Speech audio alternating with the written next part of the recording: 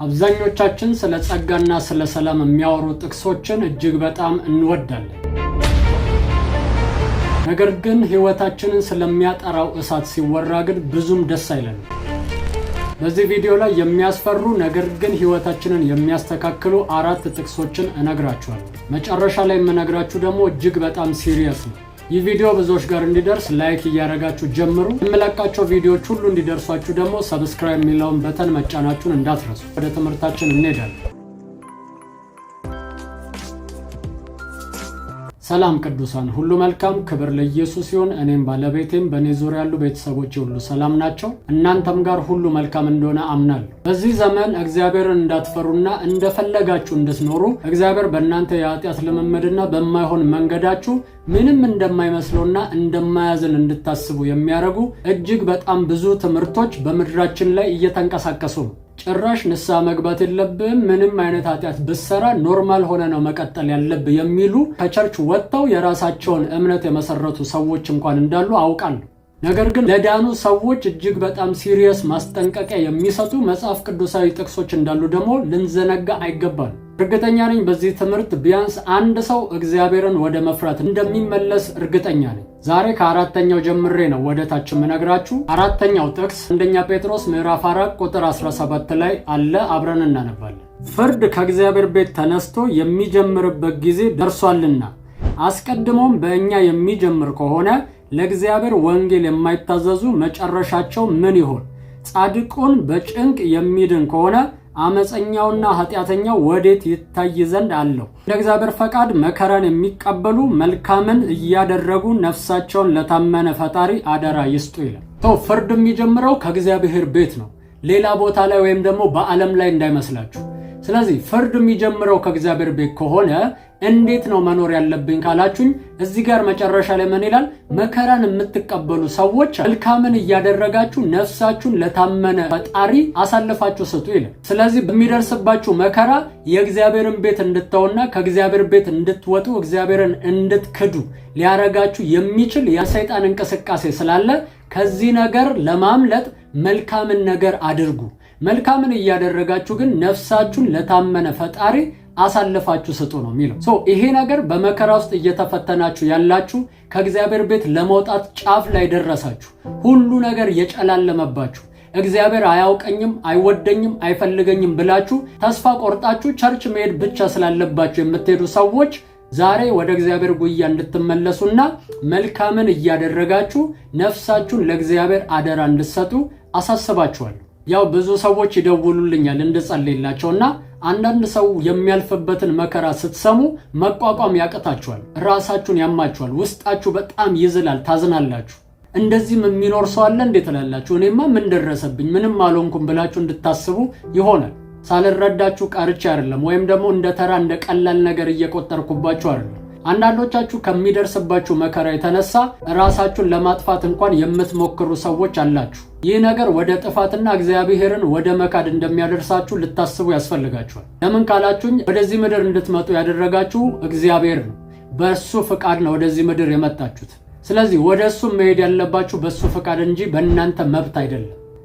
ራሳችሁን ለማጥፋት የምትሞክሩ ሰዎች እግዚአብሔር ጌታዬ አይደለም፣ በእኔ ህይወት ላይ አያገባውም፣ ራሴ ላይ መወስነው ራሴ ነኝ ብላችሁ እየተናገራችሁ እንደሆነና እግዚአብሔርን እየካዳችሁ እንደሆነ ልታስተውሉ ያስፈልጋችኋል። ስለዚህ ጥንቃቄ እንድታደርጉ አሳስባችኋለሁ። ሶስተኛው ጥቅስ ዕብራውያን 6 ከ4 እስከ 6 ባለው ላይ ይገኛል። አብረን እናነባለን። እንደዚህ ይላል፣ አንድ ጊዜ ብርሃን የበራላቸውን ሰማያዊውንም ስጦታ የቀመሱትን ከመንፈስ ቅዱስም ተካፋዮች ሆነው የነበሩትን መልካሙንም የእግዚአብሔርን ቃልና ሊመጣ ያለውን የዓለም ኃይል የቀመሱትን በኋላም የካዱትን እንደገና ለንስሐ እነርሱን ማደስ የማይቻል ነው።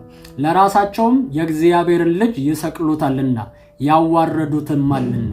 ይሄ እጅግ በጣም የሚያስፈራ ጥቅስ ነው። ለምን ካላችሁኝ እነዚህ ሰዎች ብርሃን የበራላቸው የመንፈስ ቅዱስን ስጦታ የተቀበሉ የእግዚአብሔርን ቃልና ሊመጣ ያለውን ዓለም ኃይል የቀመሱ ሰዎች ናቸው። ነገር ግን የሁሉ በህይወታችሁ ላይ ሆኖ ልትክዱ ትችላላችሁ። ባይዘወይ መንፈሳዊ ልምምዳችሁና መንፈሳዊ ዓለም ላይ ያላችሁ ኢንካውንተር እግዚአብሔርን ከመካድ እንደማይከለክላችሁ ነው የሚያሳየው። እነዚህ ሰዎች የሁሉ ኢንካውንተር አግኝተው ሊክዱት የማይችሉትን ነገር አይተው ኢየሱስን የመካድ ኃይልን ግን አግኝተዋል። በእግዚአብሔር ቤት ውስጥ እየተመላለሳችሁ የምታዩት ቪዥን፣ ህልም፣ የምታዩት መንፈሳዊ ልምምዶች ከመላእክት ጋር መገናኘት ሊሆን ይችላል፣ ትንቢት መናገር ሊሆን ይችላል።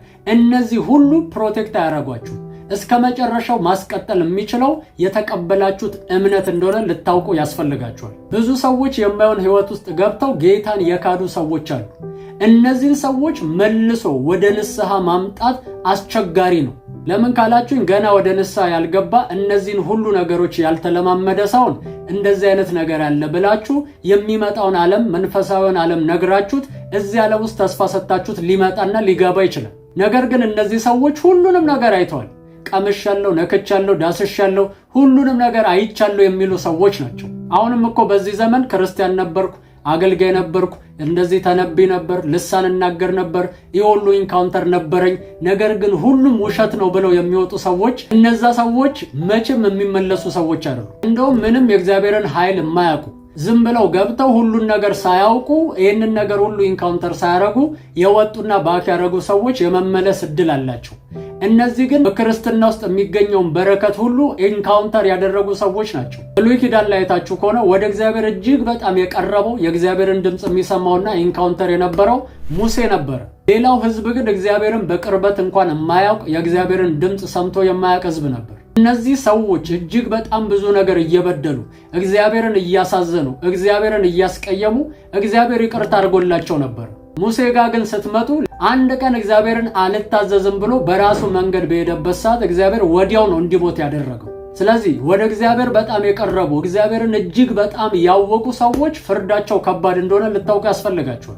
መንፈሳዊ ዓለም ላይ ለእግዚአብሔርን እጅግ በጣም የቀረባችሁ ሰዎች፣ የእግዚአብሔርን ኃይል የተለማመዳችሁ መንፈስ ቅዱስን የተለማመዳችሁ ሰዎች ሁልጊዜ እግዚአብሔርን በመፍራት እንድትኖሩ አሳስባችኋል። ሁለተኛው ጥቅስ ዕብራውያን 12 ከ25 እስከ 29 ያለውን አብረን እናነባለን። እንደዚህ ይላል፣ ለሚናገረው እምቢ እንዳትሉ ተጠንቀቁ።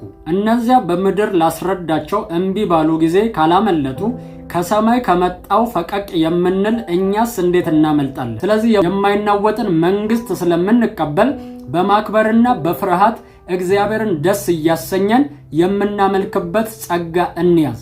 አምላካችን በእውነት የሚያጠፋ እሳት ነውና ይላል። ይሄ ሲሪየስ ጥቅስ ነው። አዎ በትክክል እግዚአብሔር አባታችን ነው። ነገር ግን እግዚአብሔር ደግሞ እንደ አምላክ መፈራትና እንደ አምላክ ልንንቀጠቀጥለት የሚያስፈልገው አምላክ ነው። ለምን ስትሉኝ እግዚአብሔር አባት ብቻ ሳይሆን የሚባላ እሳት እንደሆነ እንዳትረሱ። ይሄ ቃል የሚያወራው ለማያምኑ ብቻ ሳይሆን ለሚያምኑትም ጭምር ነው። ስለዚህ በዚህ ምድር ላይ ስንኖር እንደ እንግዳ ነው መኖር ያለብን። እንግዳ የሆነ ሰው እንግድነት የሄደበት ቤት ሄዶ ምግብ አይመርጥም። በዚህ ሰዓት ምግብ ስጡኝ አይልም። እየራባችሁም ቢሆን ትቀመጣላችሁ። ለምን ከተባለ ነገው ቤቴ እሄዳለሁ ብላችሁ ስለምታስቡ፣ ቤቴ እሄዳለሁ፣ የፈለግኩትን አማርጬ እበላለሁ፣ በፈለግኩት ሰዓት ምግብ ስጡኝ ብዬ መጠየቅ እችላለሁ ብላችሁ ስለምታስቡ ይህንን መከራ ተጠንቅቃችሁ ታልፋላችሁ። ስለዚህ በምድር ላይ ስትኖሩ እንግዶች ናችሁ። እንደ እንግዳ በጥንቃቄና በፍርሃት ልንመላለስ ያስፈልገናል። አንደኛውና እጅግ በጣም ጥንቃቄ ልናደርግበት የሚያስፈልገው ቃል ማቴዎስ ምዕራፍ 7 ላይ ይገኛል። ከቁጥር 22 ጀምሮ እንደዚህ ይላል፣ በዚያ ቀን ብዙዎች ጌታ ሆይ ጌታ ሆይ በስምህ ትንቢት አልተናገርንምን? በስምህስ አጋንንትን አላወጣንምን? በስምህስ ብዙ ታምራትን አላደረግንምን? ይሉኛል። የዚያን ጊዜም ከቶ አላወቅኳችሁም እናንተ አመፀኞች ከኔ ራቁ ብዬ እመሰክርባችኋለሁ ይላል። እዚህ ጋር ልናውቀው የሚያስፈልገው ትልቁ ነገር ምን እንደሆነ ታውቃላችሁ? አሁን ስለ እኔ ህይወት ብትጠይቁኝ እኔ የምሰራው በምድር ላይ ታዋቂ ለመሆን ሳይሆን በእግዚአብሔር ዘንድ ታዋቂ ለመሆን ነው። ጳውሎስ ሲናገር እንደዚህ አለ፣ ከእውቀት ከፍለን እናውቃለን አለ። በዚያን ጊዜ ግን አለ በእርሱ ደግሞ እንደታወቀን እናውቃለን አለ። የሚገርማችሁ አንዳንዶች በእርሱ እንደሚታወቁ ሲያውቁ፣ አንዳንዶች ደግሞ በእርሱ የሚታወቁ የሚመስላቸው እንደማይታወቁ የሚያውቁት ሰማይ ሄደው ነው። አስቡ፣ ድንጋጤው ለዘላለም ነው። እዚህ ጋር የሚያወራው ስለ አገልጋዮች ብቻ እንደሆነ እንዳታስቡ፣ ሁላችንንም ይመለከተናል። እነዚህ ሰዎች ተመልከቱ፣ ትንቢትን ይናገራሉ፣ እግዚአብሔር አብሯቸው እንደሆነ እንዲያስቡ ያደርጋቸዋል። አጋንንትን ያስወጣሉ፣ እግዚአብሔር አብሮኝ ነው ብለው እንዲያስቡ ያደርጋቸዋል። ታምራቶችን ያደርጋሉ። እነዚህ ሰዎች እኮ በምድር ላይ ፌመስ ናቸው። ሰማይም በዛ ፌመስነታቸው ሚያውቃቸው መስሏቸው ነበር። ሰማይ ሲሄዱ ግን እግዚአብሔር አላወቅኳችሁም እናንተ አመፀኞች ከኔ ራቁ አላቸው። እዚህ ምድር ላይ ጸጋ ስጦታ ይገለጥባቸዋል። ነገር ግን ህይወታቸው ደግሞ አመፀኛ ነበር። ለእግዚአብሔር የማይታዘዝ ህይወት ነው የሚኖሩት። ስለዚህ ምድር ላይ ማንም ሳያውቅ ሰማይ ላይ ሄደ ብትታወቅ ይሻላል። ስለዚህ ስጦታዎች በእናንተ ህይወት ላይ ተገልጠዋል ማለት እግዚአብሔርን የሚያስደስት ህይወት እየኖራችሁ ነው ማለት አይደለም። ህዝቡም የሚሸወደው፣ አገልጋዮቹም የሚሸወዱት በዚህ ምክንያት ነው። እግዚአብሔር የምኖርበትን ህይወት የማደርገውን ነገር ተስማምቶበታል ማለት ነው ብለው እንዲያስቡ ያደርጋቸዋል። ህዝቡም ደግሞ የነገር ስለተገለጠባቸው እግዚአብሔር አብሯቸው ነው ብሎ ያስባል። ሙሴን አይታችሁት ከሆነ እግዚአብሔር አለቱን ተናገረው ሲለው እሱ ግን ተናዶ ሄዶ በበትር መታው። ውሃ ግን እኮ አፍልቋል አለቱ። በትሩን እንደ ጸጋ ስጦታ ተመልከቱት። ስለዚህ ጸጋ ስጦታው ሊንቀሳቀስባችሁ ይችላል። ነገር ግን በእግዚአብሔር ፈቃድና በእግዚአብሔር ደስታ ነው ወይ ያንን ነገር ያደረጋችሁት የሚለው ነገር ፍጹም የተለያየ ነገር ነው። ስለዚህ በእግዚአብሔር እቅድ ውስጥና ፕሮግራም ውስጥ ሳትሄዱ ስቀሩ ፍርድ ይጠብቃችኋል ማለት ነው። ይህንን ስላችሁ ግን የእግዚአብሔርን ስጦታ አትራቡ እያልኩ አይደለም።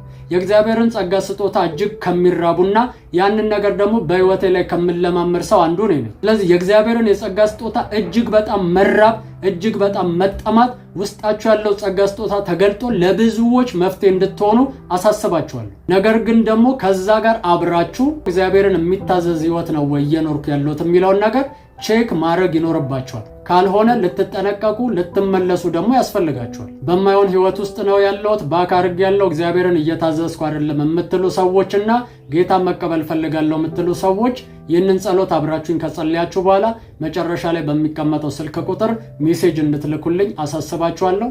እኔ የምለውን በማለት ኢየሱስን ወደ ህይወታችሁ ጋብዙት።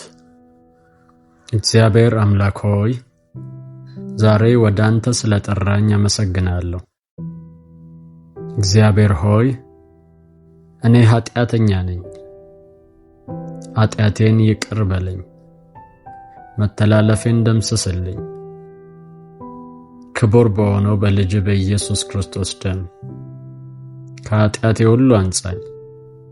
እግዚአብሔር ሆይ ዓለምን፣ ሰይጣንን፣ ሥራውን ክጄአለሁ። ጌታ ኢየሱስ ክርስቶስን የሕይወቴ አዳኝና ጌታ አድርጌ ተቀብያለሁ። ኢየሱስ ክርስቶስ ከሙታን እንደተነሳ በልቤ አምናለሁ። ጌታም እንደሆነ በአፌ መሰክራለሁ። እግዚአብሔር ሆይ ስለተቀበልከኝ አመሰግናለሁ። አሁን ልጅ ነኝ።